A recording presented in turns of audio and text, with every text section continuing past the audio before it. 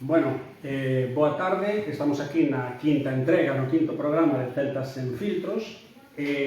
Vamos a comenzar hoxe, non é casualidade que hoxe teñamos a esta rapaza que é Mar López de Agal, porque neste mes de febreiro, día 23, como se pode apreciar aquí, non sei se aprecia ben, pero hai un cartaz. Este cartaz fala dunha convocatoria a nivel galego, bueno, para, de alguna maneira, reivindicar un novo estatus para o galego, non? Un galego que está, según os estudos que se teñen feito, está en franco retroceso, non? Está, pois hai unha emerxencia lingüística. O galego é a lingua propia do país, de Galiza, e hoxe vamos un pouco a falar deste tipo de cousas todas, do rollo da lingua e cousas alrededor da lingua.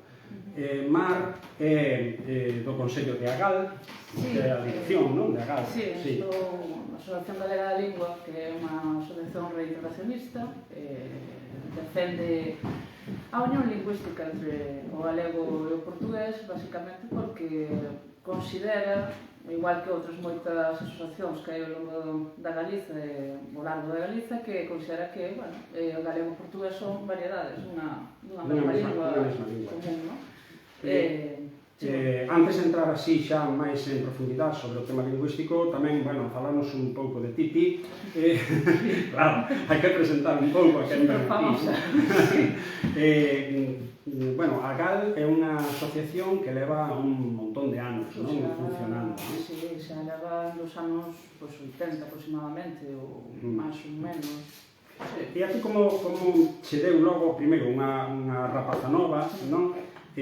Porque a reivindicación do que é a lingua, o reintegracionismo na lingua galega ven de vello, ven de atrás. Mesmo este ano celebramos aquí, moi cerquiña en Bergondo, o centenario de Xoán Vicente Viqueira, que era outra das persoas que reivindicaba o tema da aproximación da lingua a Portugal. Hai poucos anos tamén dedicaronse despois de moita reivindicación e de moito pelexar as letras galegas a Carballo Calero, que tamén, digamos que é un dos principais activos nesa vinculación, de vincular o galego co portugués.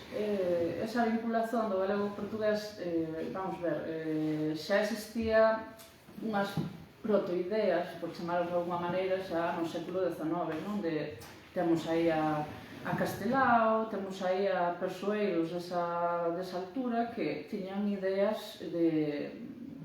certas ideas que se poden vincular co reintegracionismo moderno, non? De defensa de que o galego falábase no mundo con diferentes variedades e xa non lembro exactamente que organización fora, pero bueno, naquela altura xa había varios persoeiros dentro do mundo da cultura galega que defendía esa unión. Non era un movimento propiamente estruturado, porque non existía o reintegracionismo na altura, mas posteriormente foise creando xa a partir de beber desa filosofía, foise creando posteriormente o que sería xa o propio movimento reintegracionista actual, xa nos anos 70, 80, xa anteriormente. Agora que estamos aquí en Betanzos, e que realmente é unha vila ten raíces moito anteriores, pero tamén fundamentalmente medievais, aquí tratáramos unha vez nunhas xornadas irmandiñas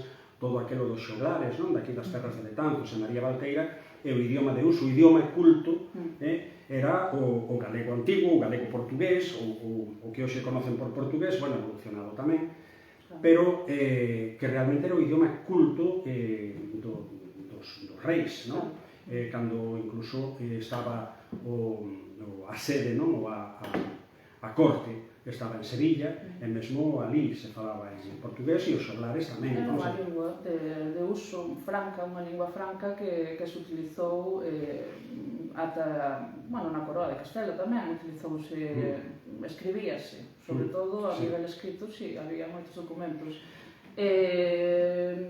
A cuestión é cando, por exemplo, se recuperou esa tradición galego-portuguesa medieval, que se recuperou tardíamente. Obviamente, antes non se tiña coñecimento no século XIX ou anterior da existencia deses escritos. foi aparecendo posteriormente, non? No século XIX ao final xa apareceron. A lírica medieval era basicamente galego-portuguesa. Sí, non se coñecía, por iso quero dicir que xa foi a partir de fins do século XIX cando apareceron estes textos, cando se comezaron a recuperar estes textos medievais, que se cataron de que a lingua que se falaba na Idade Media non tiña tanta diferencia con a actualidade. Entón foi a partir de aí cando... E hoxe mesmo, bueno, a min pasa, non? Pasa Portugal e casi o tema de entenderse casi unha cuestión de ouvido, non? De acostumar un pouco o ouvido ao acento, pero basicamente falamos o mesmo, non? Pero tamén hai variantes no galego, non? Zonais, multitude de variantes. Variantes dialectais... Pero ti ves, por exemplo, agora que estamos nun caso de emerxencia lingüística, xa digo, pola perda de falantes, sobre todo na mocidade, hai...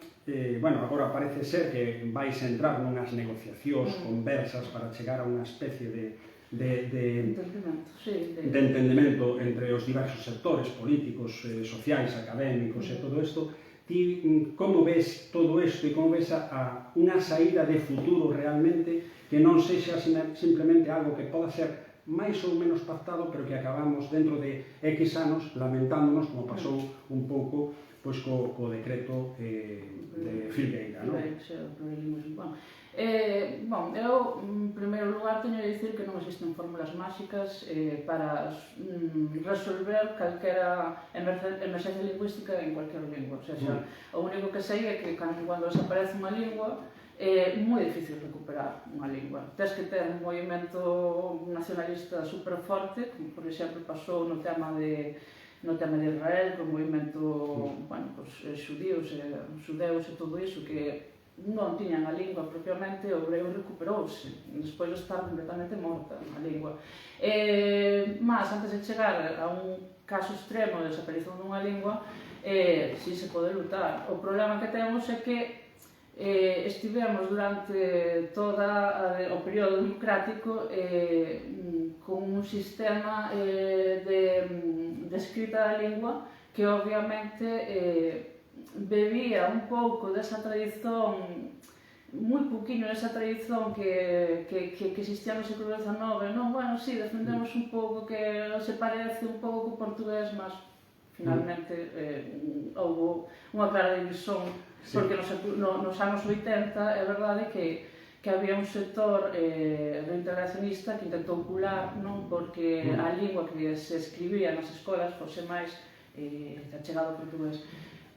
Entón, do meu punto de vista, eu penso que debemos beber máis dos recursos que xa existen a nivel internacional no portugués, do audiovisual, de libros, de gramáticas para as escolas, tamén potenciar moito máis e fomentar moitísimo máis o estudo do portugués nas escolas, nos institutos, nos liceos propiamente, porque é unha maneira tamén de conservar o galego. Eu, grazas a coñecer o portugués e de pasar, bueno, tamén algunhas estadías en Portugal, eu teño ouvido, mesmo en Lisboa, termos e expresións que non escoitaba, non movía desde que era pequenina, o sea, entón é fácil. O problema é que nunca se investigou e nunca realmente se quixo ir por ese camiño.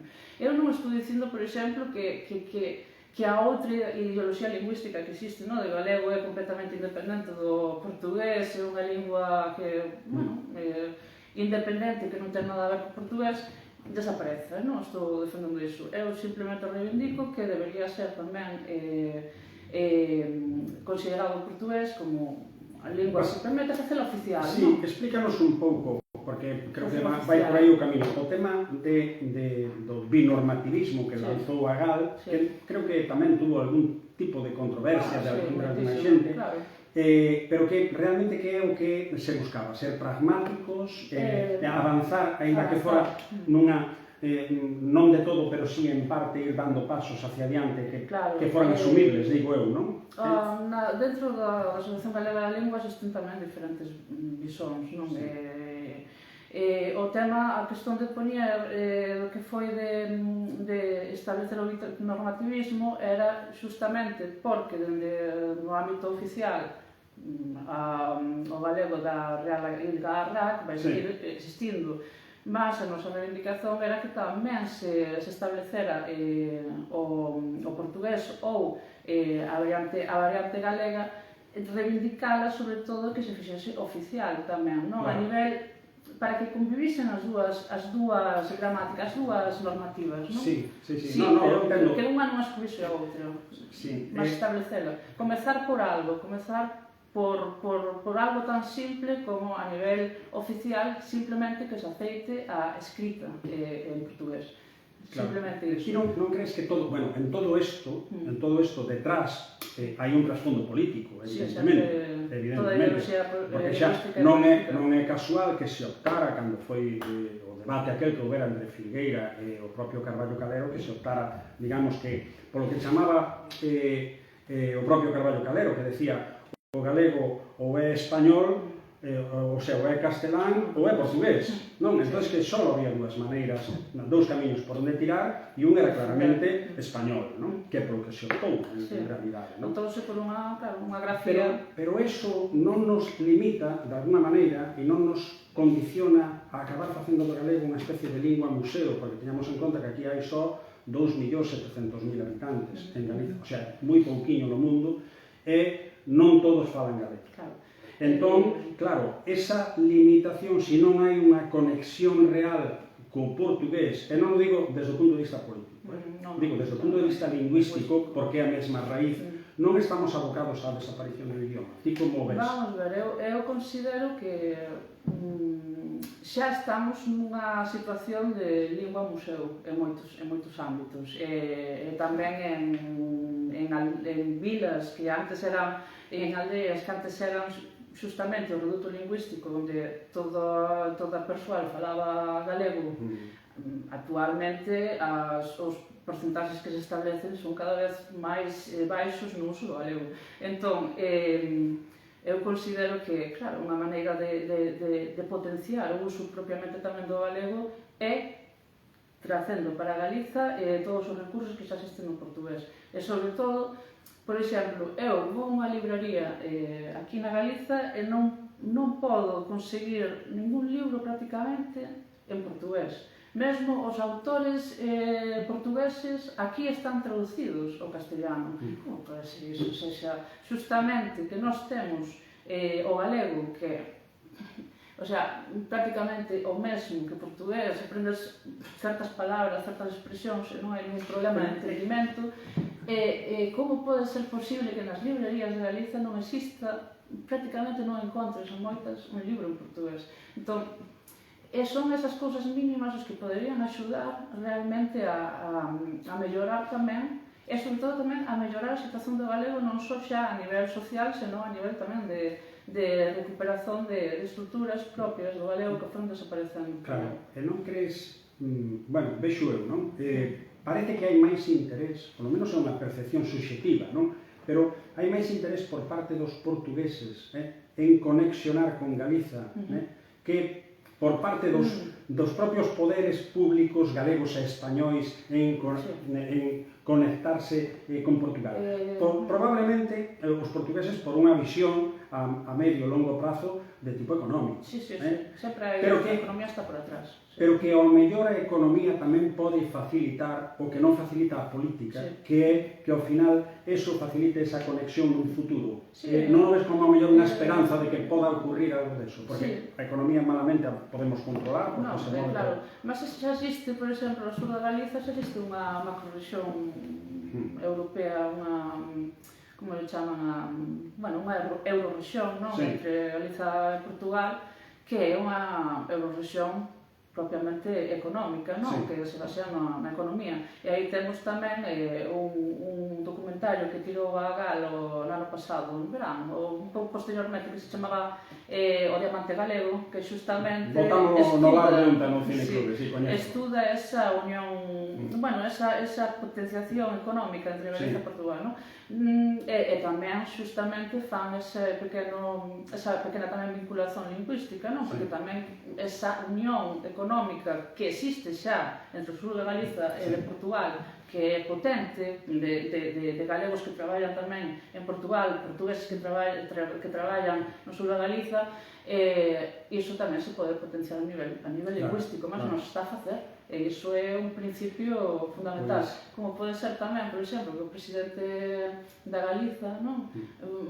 En reunións propiamente co presidente portugués, como pode ser que fale en castellano. Vamos ver, por que non emprega a lingua? Unha especie de pailanismo real, non? Non o das aldeas, sino o desta xente, non? Desde ese punto de vista. Pero é como se a política sempre fora un paso por detrás da propia sociedade. Sempre foi un paso por detrás. Pero o problema xa non é que vaya por detrás porque vai lenta ou polo que seña. Eu creo que o problema é cando hai unha mala intencionalidade. Eu penso, sí, que as más intencionalidades sempre existen, non? Mas eu quero facer ficapé sobre todo nesa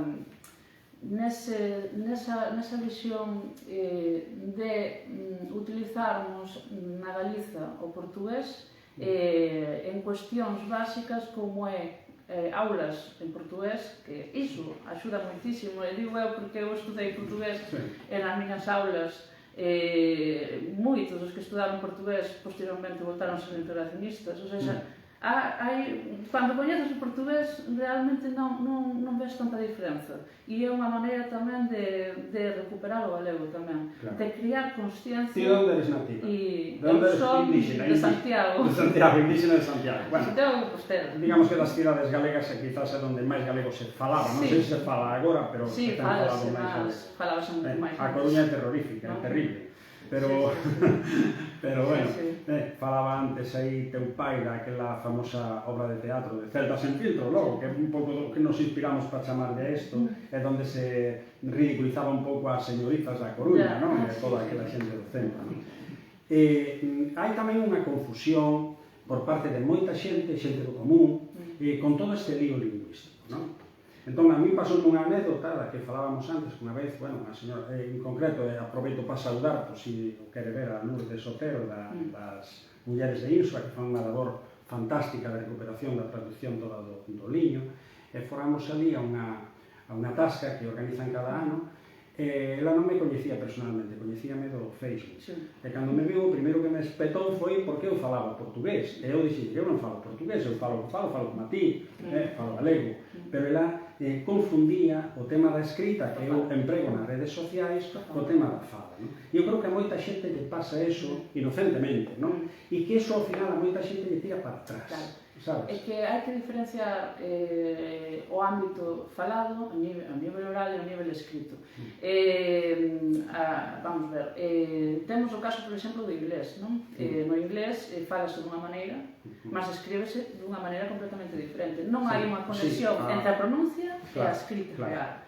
Entón, no galego e noutras linguas, o que pasou no galego é que se tentou facer unha normativa, que é a que está agora imperando, que é a normativa ICARRAC, foneticista. É dicir, que representase tal cual a oralidade.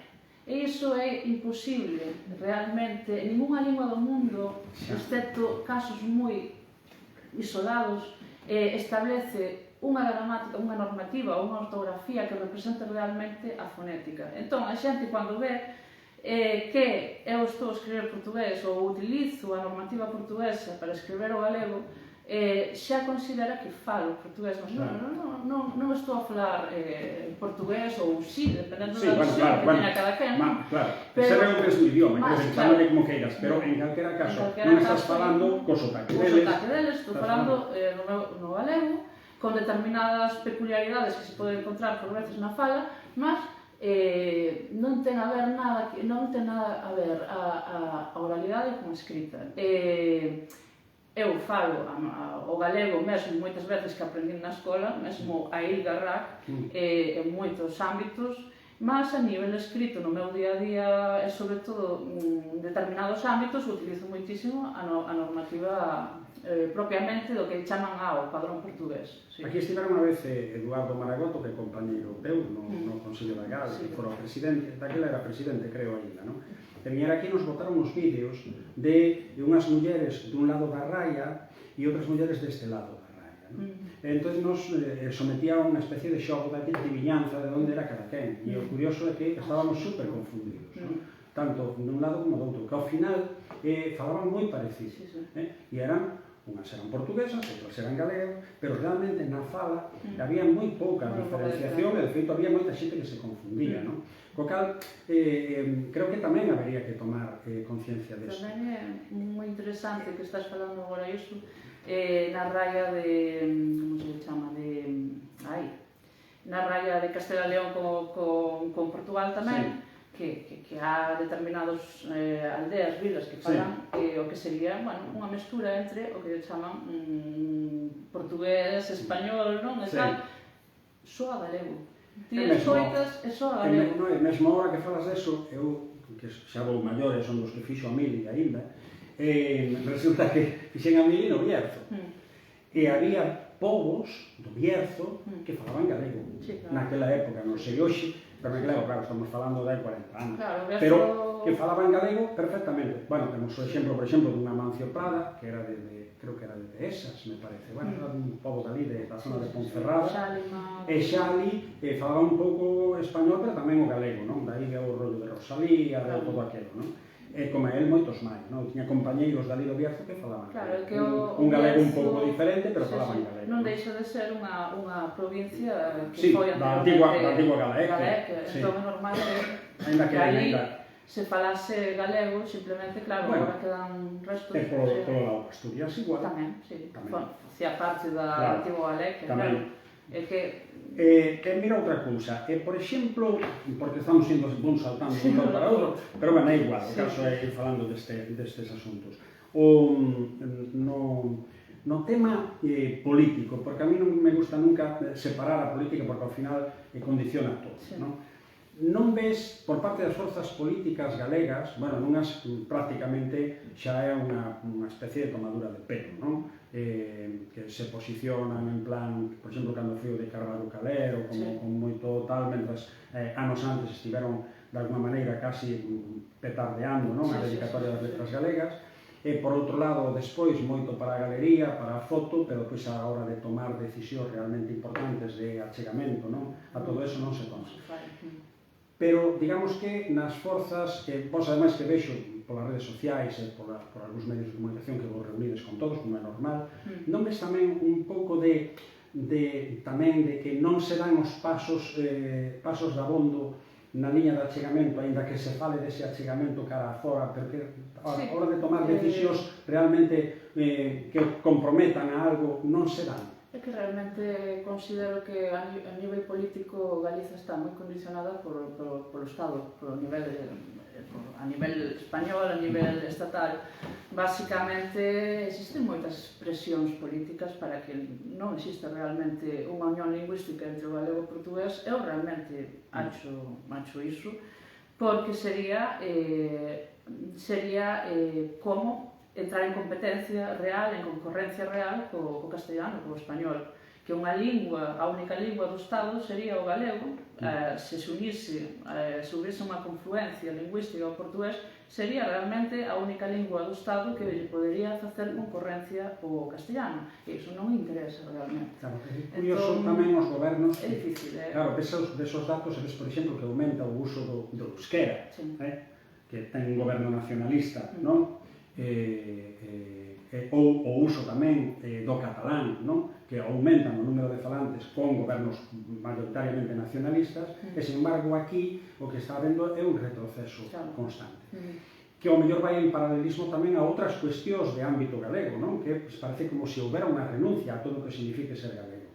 É moito máis aínda co rollo de portugués. A mí chama a atención cando tomou posesión en Madrid, no Congreso dos Deputados, Néstor Rego, a polvareda que se montou simplemente por decir obrigado. Que é curioso, xa non pensemos en outras cousas, simplemente por saludar co obrigado, rematar dicindo obrigado.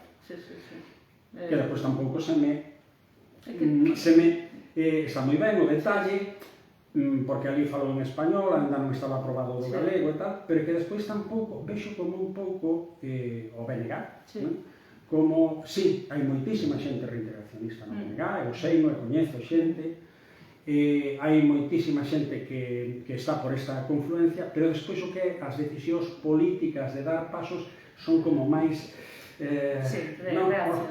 costa máis. É que no BNG tamén existen diferentes visións lingüísticas. A imperante, igualmente, a nivel galego, actualmente, é a ideoloxía política ou a ideoloxía lingüística del Garrac, e no BNG tamén, a nivel, sobre todo, das vellas gardas,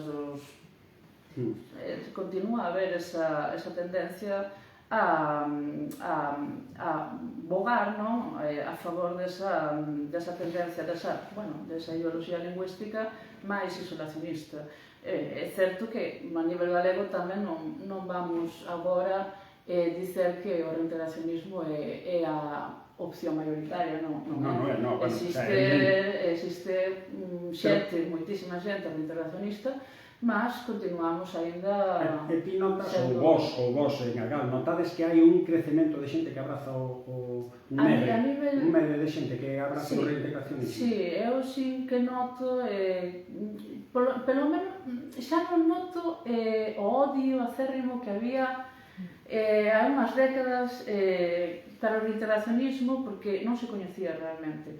O que foi positivo foi o nacimento das redes sociais, Facebook, Instagram, todas esas plataformas, porque por primeira vez o reintegracionismo entrou nese ámbito e a xente comezou a falar de igualdade, en pé de igualdade, sobre unha cuestión lingüística que afectaba. Entón, moita xente da sociedade comezou a ouvir realmente o que era o reintegracionismo, de que se trataba o reintegracionismo, e xa non viu como estes tolos, estes loucos que están inventando... Bueno, eu vi ese proceso na propia carne, porque eu cando empecé a escribir en portugués, chamáronme de todo nas redes sociais, preguntándome que coño falas, fala non sei que, vaite para Portugal, bueno, cousas destas, non? Sin embargo, eso foi evolucionando e agora ninguén pon nada. Claro, é como... É como si, vale, eu non estou de acordo contigo, eu non comparto eso, pero, sin embargo, respeito, o tema. É un avance. Claro, é un avance moi importante, pero iso foi moi positivo en internet, porque realmente axudou a simplemente a dar a coñecer o que é o reintegracionismo, que o reintegracionismo non ficase solamente na academia a nivel ou de catro tolos superior, que se baixase un pouco a rúa, e que permitise a xente... Houve unha época, creo, ao mellor ti daquela época non estaría sendo, pero eu notei hai moitísimos anos que ese reintegracionismo se vinculaba case a ser independentista, non? Entón, era un vínculo que a xente vinculaba as dúas cousas. Estos radicales, que son os que sempre van máis rayados, e andan con cousas raras, e non queren saber nada de España.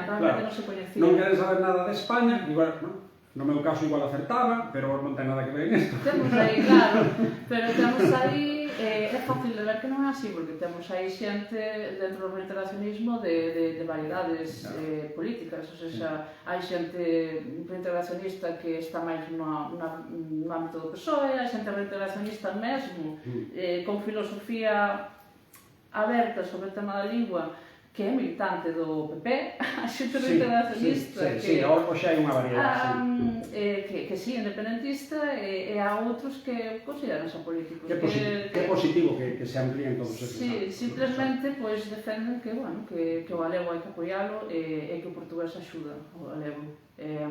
A min é unha cuestión que me chamou moita atención cando eu fun tamén facer o Erasmus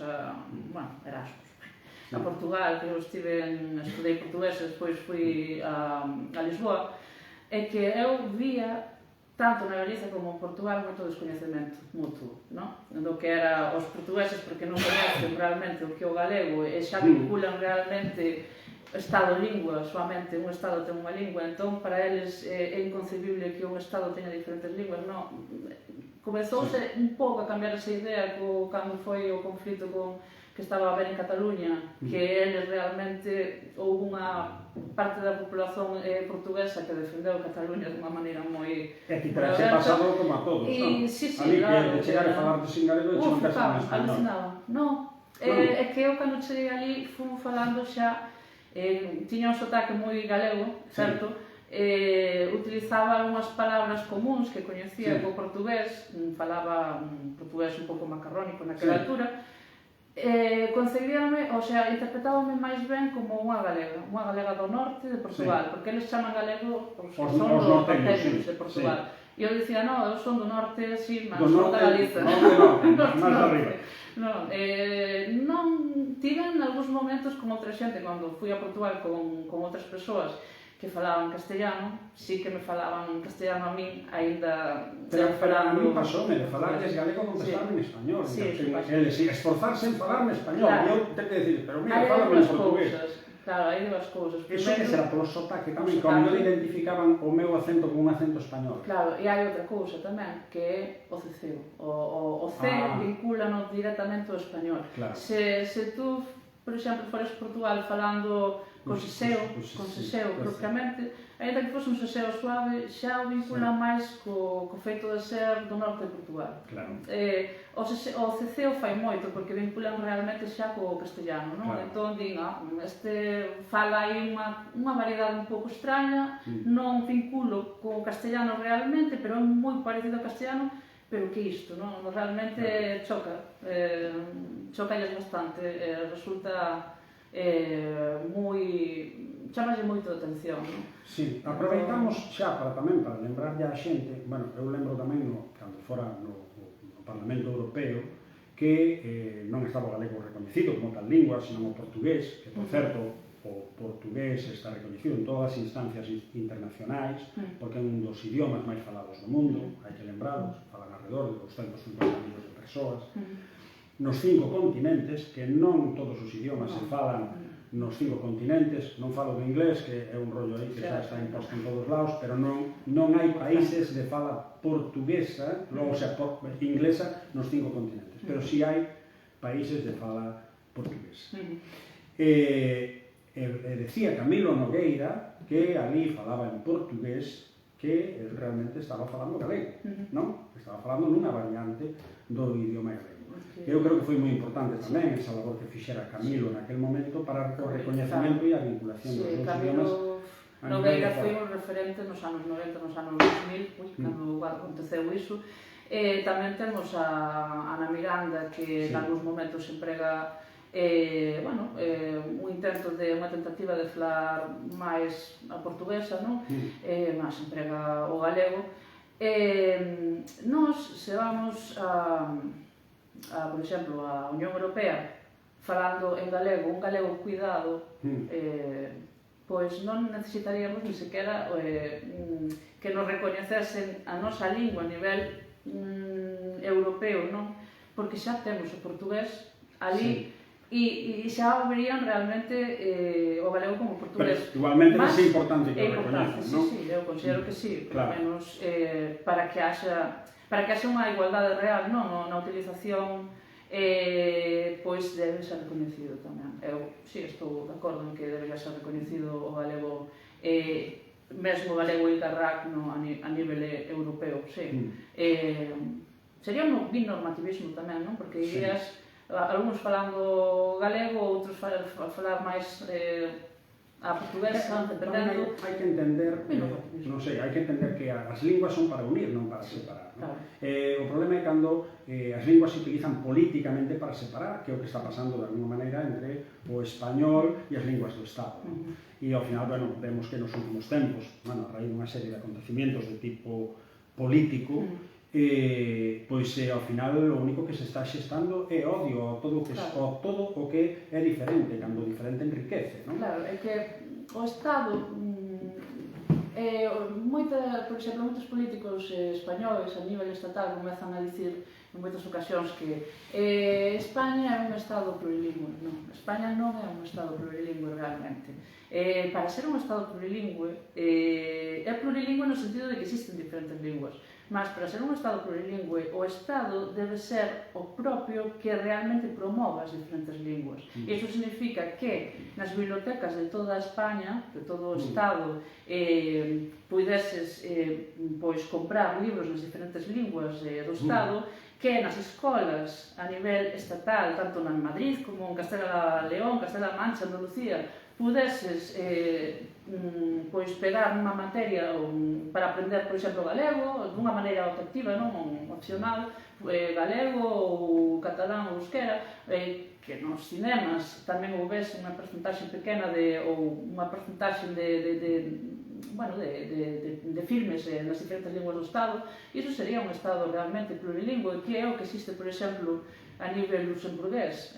No Luxemburgo, se non lembro mal, era unha variedade do alemán, que chamaría propiamente luxemburgués, francés, e despois tiñan tamén, tamén utilizan o inglés e tal, e tamén tiñan unha migración moi forte en portugués, na lingua portuguesa, de persoas de lingua portuguesa, e estaban tamén fomentando o portugués nas escolas, e aprenden as diferentes linguas. Aquí é como se fora unha especie de feirón, non? Porque, de alguma maneira, claro, dependendo da presión política que haxa, pois a ti che deixo doblaxe de cinema en tal, ou che deixo que emitas non sei que programas en televisión en catalán, ou este tipo de cousas. E, sin embargo, aquí, co pouco peso político, ou pouca influencia que hai, pois o que sería lógico que era poder ver na televisión generalista pois programas portugueses, ou ver, non só eso, o que falábamos antes, do que é o mundo editorial, porque hai que dar conta dunha cousa. Abrir logo o galego e o portugués e interconectar todo eso tamén abriría un campo inmenso a editoriais galegas fora, de emprego, xeneraría economía tamén no mundo cultural. Pero non sei que pasa que de alguma maneira non será rompido. É como se non se fixera forza da bondo tampouco, non? Ou que afán puntualmente unha serie de organizacións, pero os demais todos se quedan teorizar, por decirlo de alguna maneira, non sei como chamar. Sí, quero dicir que non é fácil, realmente existen moitas, penso que moito aprendido na cabeza de que ten que ser unha maneira e non se intenta, pois, probar con outra vía diferente. E iso envolve tamén, pois, promover outras políticas pois claramente diferentes do que se está a facer. Iso implica pois un nivel de consciencia e un nivel de interese moi importante, que é unha pena realmente, mas debería ser así. E tamén hai que ter conta outra cousa, que agora, por exemplo, hai uns meses, dende na GAL, na Asociación Galega da Lingua, conseguimos que Galiza estivese como observador xa a nivel da CPLP, da Comunidade de Países de Lingua Portuguesa, como ente observador, non? O que iso implica xa entrar, estaba recoñecida a AGPL, ou seja, a Academia Galega de Lingua Portuguesa, e agora entrou a GAL. Entón, iso significa tamén entrar a poder facer tamén políticas ou culturais, non?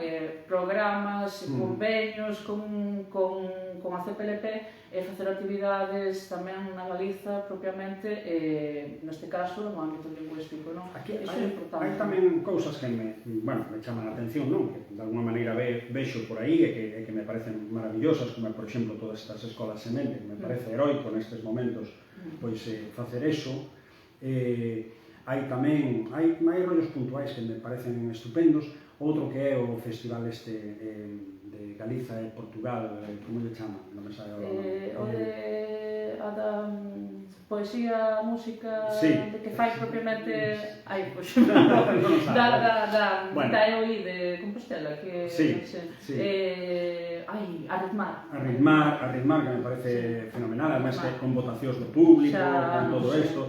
Hai iniciativas que serían impensables hai anos, pero que ao final supoñen un avance. E un exemplo tamén, un exemplo de convivencia, ao final. E xa dando ahora un xiro máis concreto, a mobilización do día 23 é outra cousiña máis, que é o tema de si en toda esta movida que se está xenerando agora, desta especie de pacto pola lingua, contan con Agal, contan co lusismo, co reintegracionismo, ou teñeno aí medio de lado, non sei. A ver, ti saberás máis do que eu sei. Máis ou menos. Non estou a nivel aí. Bom, si, a cuestión da manifestación que vai haber o día 23 de febreiro, o día da Rosalía, bueno, xa foi anunciado nunha anterior manifestación que houve, sobre todo por cando se coñeceran os datos polo Instituto Galego de Estatística, os datos lingüísticos que mostraban unha emerxencia lingüística moi forte, por exemplo, que 15% dos rapaces só utilizaban o galego dunha maneira, o sea, diariamente, dunha maneira diaria, non? Cando a sociolingüística, a lingüística é moi clara, non? Que di que unha lingua que baixa do 20% de falantes nas xeracións novas é unha lingua en risco de desaparición. Entón, iso o que fixo foi movimentar as bases para reivindicar sobre todo e tamén facer presión porque a lingua galega é un patrimonio da mesma importancia que unha catedral, por exemplo, a Catedral de Santiago tan famosa e que debe ser potenciada. Decía o Castelao. Entón, é necesario que estexamos presentes e facer presión porque non podemos deixar morrer a nosa maneira de vivir, que é o galego, non?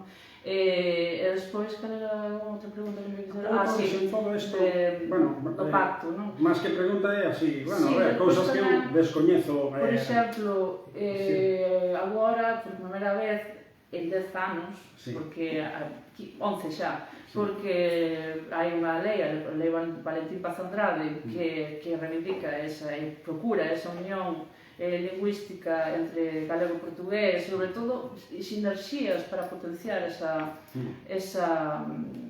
unión, que foi aprobada no Parlamento Galego por unanimidade, ademais, no ano 2014, é un dos principios que establecía esa lei era que se crease un observatorio da lusofonía na Galiza. E, xusto,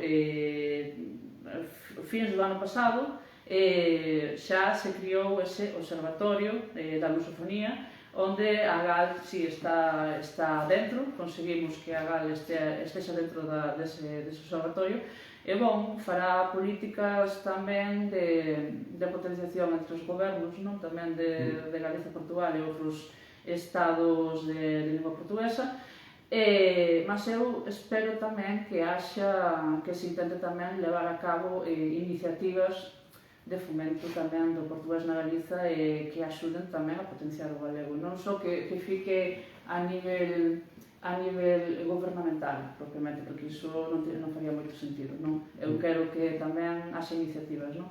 E oxalá posa velas. E despois, con a outra questón do pacto pola lingua, iso xa é unha cuestión moi política, tanto política, mas eu non sei, eu espero que estexa presente a GAL e que está a haber tamén reunións cos diferentes partidos tamén para trasladar desde a GAL as nosas iniciativas e tal, e eu espero que se teñan en conta. Xa se sabe que a nivel político xa é moito difícil intentar aí, pero a GAL sempre esteve intentando bregar aí para conseguir que cousas simples poden ir adiante. Ti onde traballas ou eso, onde te desenvolves?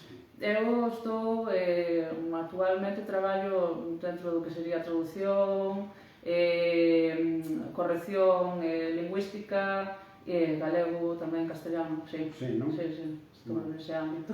Pero ligado a algún tipo de empresa ou de algo? Non, estou nunha institución. Nunha institución pública, sí. Bueno, e ali supoño que tamén haberá de todo, non? Sí, Agora, eu É moito, sí. lía aí atrás que tamén creo que agora van a deixar de exixir o coñecemento do galego para algúns temas públicos, non?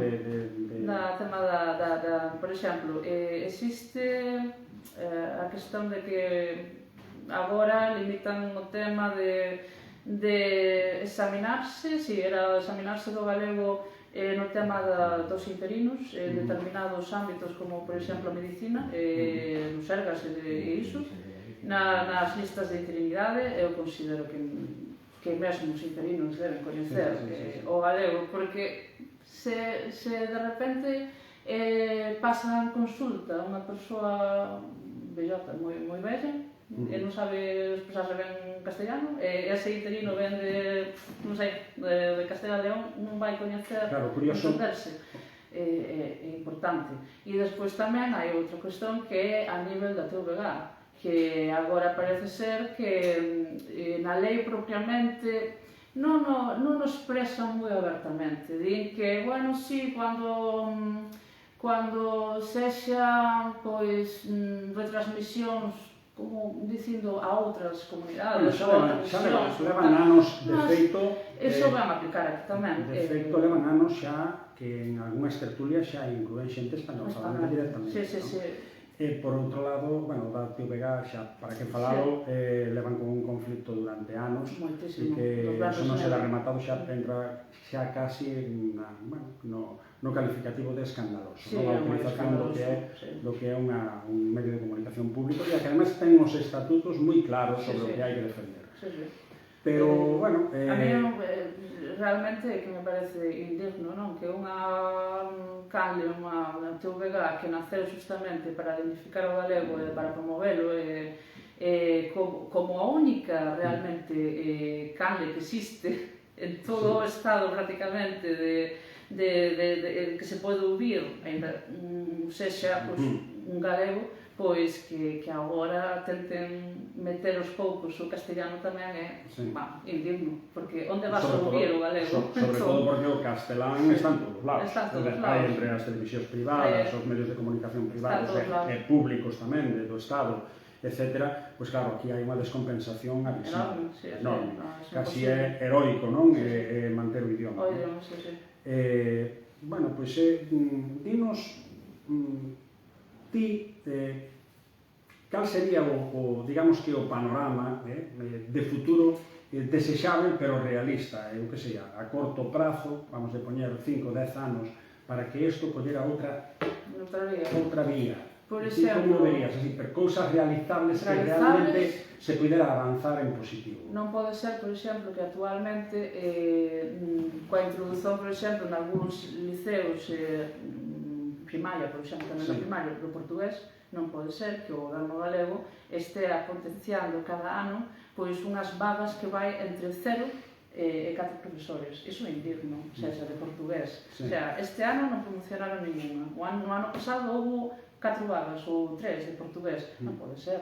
O sea, ten realmente que potenciar o portugués porque un dos principios da Lei Valentín Paz Andrade está incumprindo todas as normativas que ele mesmo criou, non? Entón, para min, hai que potenciar o portugués nas escolas. Para min, há que, por exemplo, entrar xa en debate con o Estado dunha maneira xa, con forza, para que poder receber na Galiza o que sería a RTP portuguesa dunha maneira extensiva a todas as televisións da Galiza, que podamos receber a canle. Iso non é impedimento, porque non é un impedimento real, é unha posición que existe realmente, unha posición dos gobernos, tanto galego como español, e despois tamén que se promovese aquí. Para min sería ideal que se promovese a asistencia de libros, manuais en portugués, tanto de leitura como de estudo, nas librerías e nas bibliotecas da Galiza. Iso é fundamental. Non pode ser que xa o galego xa o temos a niveis inferiores en cualquier lugar, en cualquier librería, pois portugués non pode ser que non exista na Galiza, e debería seguir por aí tamén. Algúnas liñas que son realizables son esas. En unha normativa, sí. 4 cousas de mínimos que ademais serían lóxicas. Por exemplo, en Galiza é curiosa a renuncia, non? A temas tan normais que ademais ainda se manteñen en algunhas aldeas, como por exemplo a denominación dos días da semana, por exemplo. Pero que en eso, pois, ao mellor, mesmo na grafía, sin abrazar directamente o portugués, pero si 3 ou 4 cousiñas promocionar que puderan confluir o rollo do NH, o LH, 4 cousas moi básicas que, sin embargo, simbólicamente abrirían camiños de conexión co portugués. Ti eso velo factible ou velo imposible?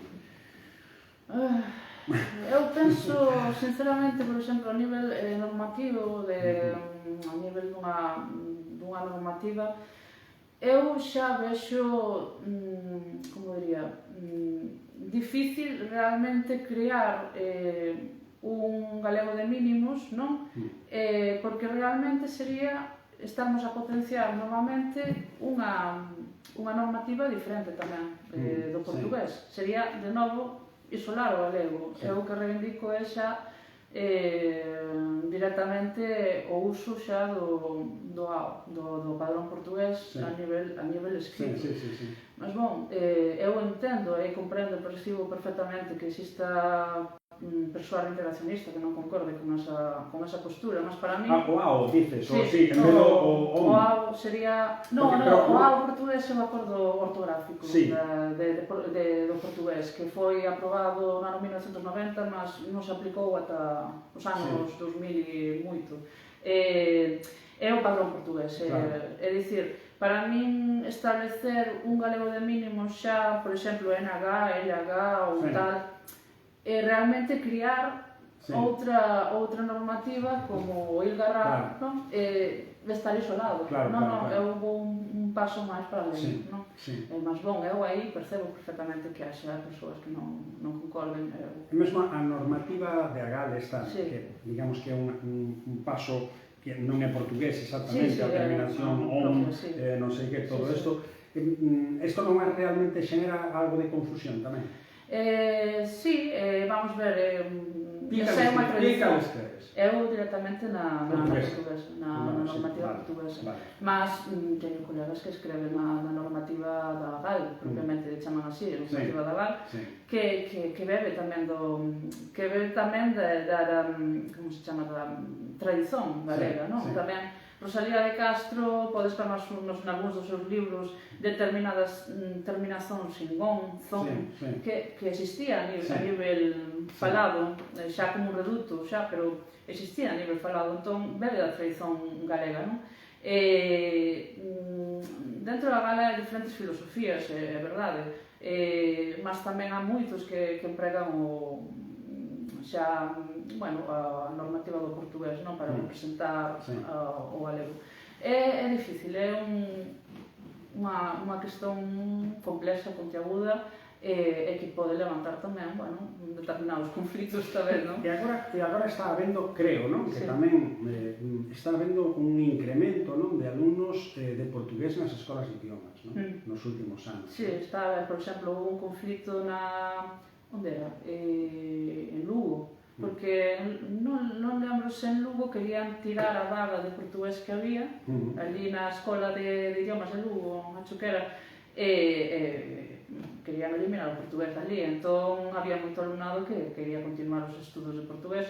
En Santiago é certo que há unha turma de portugués, un aula, pois todos os anos há moitos que queren tirar os títulos e os diplomas de portugués. Entón, si está a haber un movimento de persoas que están interesadas no portugués. Há como, non sei, debe ser 5.000 persoas máis ou menos na Galiza que están a estudar portugués entre a escola de idiomas e o ensino público, mas non pode ser que en 10 anos a Valentín Paz Andrade, 11 anos a Valentín Paz Andrade, só haxe 5.000 persoas. Iso significa que o goberno galego non está a potenciar o estudo do portugués. E hai unha cousa que a min me resulta indignante, non me gusta, non gosto nada disso, que é que desde a Xunta digan, bom, ten de ser o ámbito social o que promova realmente. Non, é que o ámbito social, se non ten coñecimento das ofertas que existen pois do uso do portugués e da posibilidade de estudar portugués, eles non van, a sociedade non vai saber por si propia que se pode estudar portugués. Non. Ten que ser o goberno que eso vai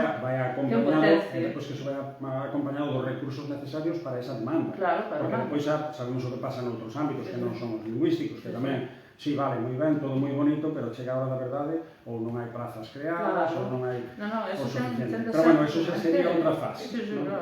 Pero bueno. Ten de ser o goberno que promova que se pode estudar portugués, ten de informar disso e ten de crear vagas. O que non pode ser é que haxa moitos profesores de portugués que teñen terminados os estudos de portugués há moito tempo e non poden traballar tampouco, non poden traballar porque non há vagas de portugués e non se promoven. Sí, é curioso como tamén, por exemplo, nos institutos podía ter de optativa o francés, non?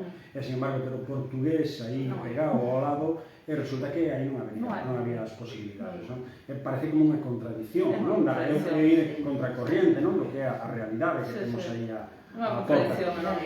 Pero, bueno, é un pouco as contradicións que ten este país en moitos ámbitos, non únicamente no lingüístico, en todos, prácticamente. E é unha cousa que eu sempre dixen, que moita xente pode concordar, ou non, depende, que toda a instrucción está relacionada, tanto a instrucción do idioma como a destrucción do medio ambiente, a destrucción do medio ambiente galego, do propio, da paisaxe galega, dos medios de viver,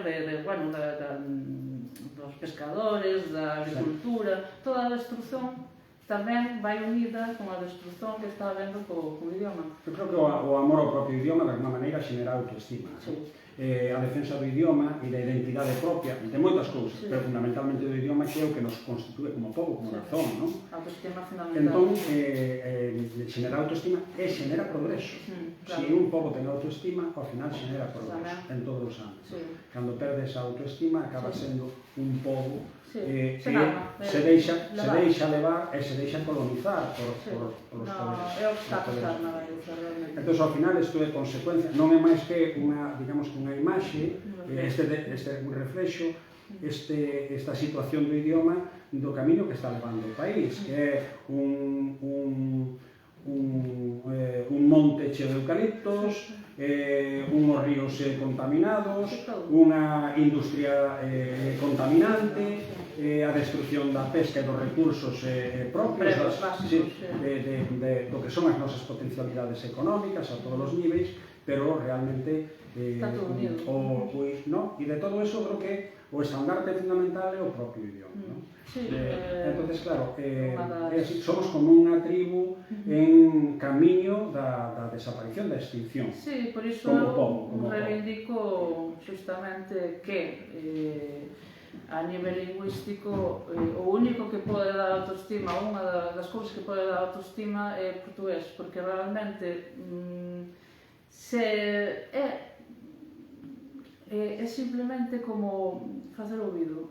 Cando faz o ouvido, realmente xa comprendes moi facilmente o portugués. Entón, iso é unha autoestima tamén para as persoas que falan galego. Realmente sentir que poden entender a máis de 200 millóns de falantes e que aínda por cima tamén entenden a 300 millóns, 400 millóns de falantes de castellano, máis a 200 millóns, 300 millóns de falantes de portugués, que temos unha potencialidade enorme, mas non se está a promocionar esos 300 millóns de falantes portugueses ou 200 millóns de falantes portugueses, iso non. Entón, non potenciar realmente unha parte moi importante. A imposición de idioma sempre foi tamén unha arma de sometemento dun povo.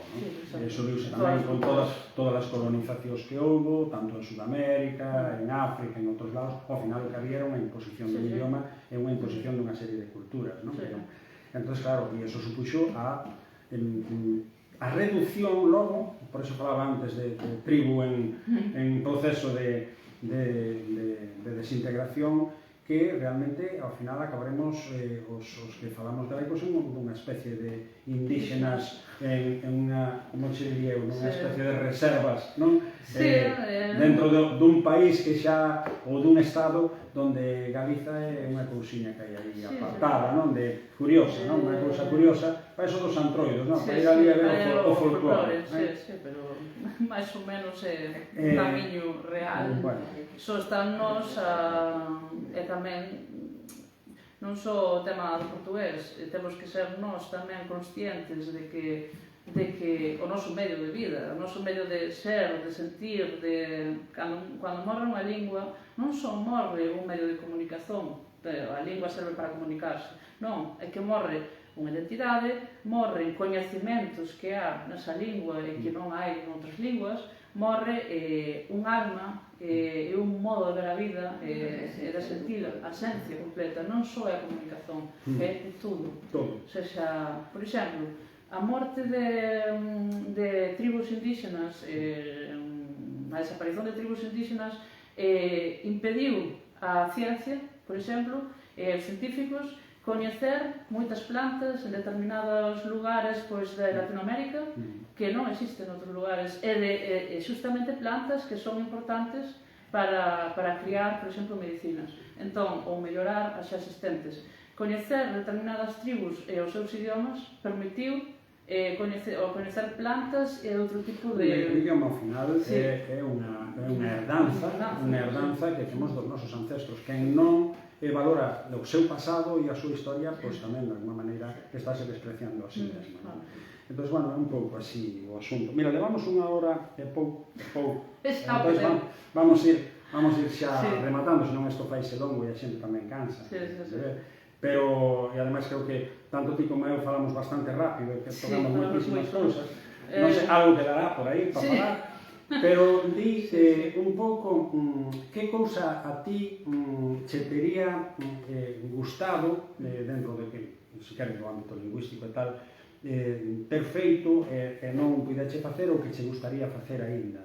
Nivel lingüístico, proxectos ou algo así? Sí, alguna cousa que a ti che tería gustado. A ti personalmente, non falo do ámbito xeral. Pois non sei, nunca... Nunca te plantexaste facer algo... Sí, eu estive no... Xa falo de cando tiña 20 anos, por exemplo, tiña unha asociación que se chamaba Asociación Cultural Garipano, que intentou lutar para que na Real Academia Española eliminaran o tema de galego, de definición de galego como tonto, non sei cuánto, que se uniu despois a campaña do Gadis, nos anos 2000 xa. Despois tamén tiña un proxecto en mente de levar a cabo, isto leva moito tempo, de levar a cabo nas redes sociais, no YouTube ou ainda non teño moi claro, sobre a cultura galega, mas falar de diferentes aspectos, a mitoloxía, as mulleres na cultura, e, mulleres descoñecidas que estiveron, que foron moi importantes, mulleres galegas, pois falar do idioma, falar de diferentes aspectos, non propiamente que teñen que ver con a Galicia e a cultura, mas necesitas moito tempo tamén, e eu hoxe estou en moitas... Bueno, pero eso está aí, non? Está aí para facer a idea. Bueno, supoño que, claro, é que a xente que normalmente inqueda e que está, liada en cousas así deste tipo e outras, sempre sei que teñen algo na cabeza, por eso un pouco o pregunto, non? Sempre hai algo aí pendiente, non? É difícil, sí, cando o tempo moi limitado. Pois eu creo que agora, vamos a ir rematando, teño que agradecerlle a Mar que xa chegara hasta Betanzos, un día como hoxe, ademais, frío, mal día, pero, creo que deu unha volta por aquí, eu creo que tamén, voltará, veu aquí acompañada de familiares e creo que tamén voltarán. E nada, decir que tedes aí o día 23 na manifestación. Por certo, non sei se da outra vez a GAL tiña preparado unha performance moi chula con sinais de tráfico, con todas estas cousas que creo que además estivo Mar polo medio aí coordinando todo eso. e que foi moi bonito e moi divertido, non? Levar aqueles sinais. E para esta tedes algo preparado ou aínda non? Ou simplemente non ides a facer nada máis que asistir? Nós imos asistir e íamos axudar en determinadas, non me sai agora a palabra, actos que a Pucel Queremos Galego, íamos tentar axudar, porque na verdade é que é un traballo, montar unha manifestación a nivel nacional é un traballo complexo de coordinación e organización, moitas persoas, e realmente necesitas, dar unha man, non? Para que saia un pouco ben as cousas, non? Entón, vamos tentar axudar en diferentes campos que teñen e veremos, non sei. Aquí en Betanzos, que é onde estamos, aquí na coroa do Castro, non? Do Castro de Unta en Betanzos, desde a tenda de David, esta de Alecrín, de camisetas, eu aproveito para facer propaganda, ainda que non se cobra por isto. Pero, montouse hai uns días, montouse tamén unha coordinadora de Queremos Galego, onde participan as diferentes asociacións aquí da comarca, da zona, tamén para de alguna maneira mobilizar todo isto. Entón, chamamos, hai verdadeiramente, como decía Mar antes, hai unha emerxencia lingüística, estamos falando de algo realmente importante, trascendente, e que moitas veces nos mobilizamos por cousas moi xustas e que hai que mobilizarse, pero creo que esta é moi importante, asistir a esta manifestación de Santiago. Creo que a movilización social, tanto para isto como para outras cousas de defensa do país, como puido ser o de Alce e outras cuestións, é vital, ainda que non é a única maneira, pero sí que é vital todo isto, e, por tanto, aproveitamos aquí para que vexa isto, que supoño que haberá xente que xa está convencida, pero por si queda algún por aí que non se enteraba da película, procura de ir o día 23 e estar ás 12 en Santiago para esta manifestación. Sae na Alameda, sí, na Alameda. Ademais, así, dades un paseo, de paso, pasádelo ben, día festivo e de paso, pelexamos un pouco pola salvación logo deste idioma tan fermoso que temos. Por nós, claro, sí. De alguma maneira defendernos a nós mesmos e a herdanza que llevamos deixar aos fillos, non? Importante, sí. Xa aproveito para anunciar que a semana que ven temos aquí comigo outro fenómeno, porque eu só traigo fenómenos. Que é Iván Villar, que é un bailarín da Nova Galega de Danza, moi coñecida, que ademais foi hai 2 anos deronlle o premio Max a mellor intérprete masculino, mellor bailarín masculino do Estado, un rapaz maravilloso, xa o veredes, e que ademais baila como Sanxos, non? Así que, convido-vos tamén, se non en directo, que xa sei que é imposible, pero depois teremos todo isto colgado no YouTube, no montóns de redes sociais, no Instagram, no outro, no Blue Sky, porque agora liquidamos X tamén, o X, podedes acceder a través a un link que vamos a velo tranquilamente ou escoitalo tamén no podcast de Spotify, onde colgaremos a partir desta tarde, esta noite, quedará todo colgado. Así que, moitas grazas a todos os que nos vedes. Moito obrigado tamén polo ofrecimento de vir. Tomade nota do que di Mar, que ao final do que fai a Gal, non teñades medo a comunicarvos e a chegarvos ao portugués, que son irmãos, tanto culturalmente como idiomáticamente, e que ao final estamos nesa liña de arriba a baixo, que parece a liña natural, de unión, somos o escaparate ao Atlántico, que está tamén bastante desaproveitado, máis occidental, que nos abre un camiño ao mundo, desde aí. Así que, nada, obrigado a Mar, para calquera cousa, nas redes tamén podedes ao mellor tamén comentarle e dicirle o que querades, que seguramente verá por aí, incluso tamén quen lle dá caña, non? Pero, creo que comunicarse é boa e laxiña para criticar. Claro, así que, menos mal, como se dice, menos mal que nos queda Portugal, non? Ainda fica Portugal. Ainda fica Portugal. Veña, obrigado. Hasta a próxima. Chao.